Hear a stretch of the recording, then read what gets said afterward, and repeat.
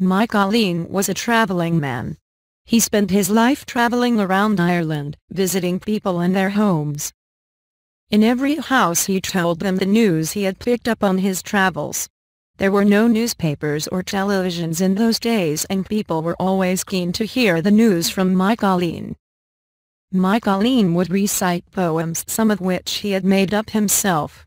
Then he would play a few tunes on his tin whistle. This made the people very happy, and they would always give him a good meal. If it was getting dark, they would ask him to stay the night. They always gave him some money. One day Mikaleen called at the home of Owen and his new wife Nora. They had a nice house and a fine farm with cows, hens, ducks and lots of geese. They never kept pigs. A pig had caused a lot of trouble to Owen when he was a single man, and he never bothered with them after that.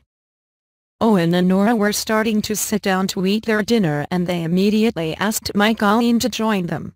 Mikaleen told them all the news, recited a poem and sang a few songs. He also played some lovely tunes on his tin whistle. Owen gave him a shilling. "I'll call to the McCarthys next," said Mikaleen, before he left. "But the McCarthys have sold their farm and gone to America," said Nora. "Another couple called the Meanies are living there now." "You'd be wasting your time calling on them," said Owen. "They are a miserable pair.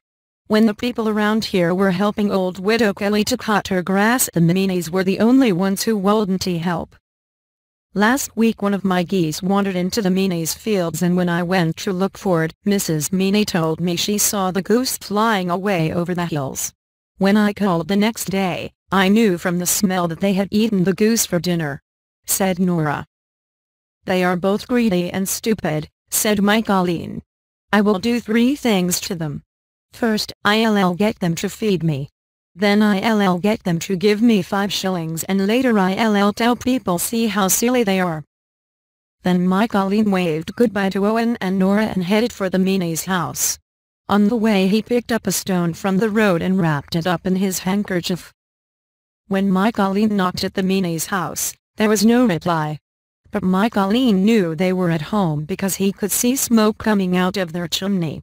After knocking many times, the door was opened a little and a woman shouted out, "Go away. We have nothing for you." Mikaleen said, "I want nothing but a little water. I have a magic soup stone. If I put it in water, it will make the loveliest soup you have ever tasted." The woman then opened the door. Her husband stood beside her. "Show us this magic stone," they said, "and let us see how it works." Mikaleen stepped inside. He took out the stone from his pocket and told the Meanies to put more wood on the fire. He asked them to put water into a saucepan and to heat it. "This is the magic soup stone," he said as he dropped it into the saucepan. "We will have nice soup very soon." While the Meanies watched him, the water began to heat up. Mikaleen tasted a spoonful of it. "It needs some pepper and salt," he declared. Mrs. Meanie gave him some pepper and salt and he put them into the water. Mikaleen tasted the water again. "It needs meat," he said. "Have you any beef or mutton?" Mrs. Meanie gave Mikaleen slices of beef and mutton and he threw them into the saucepan.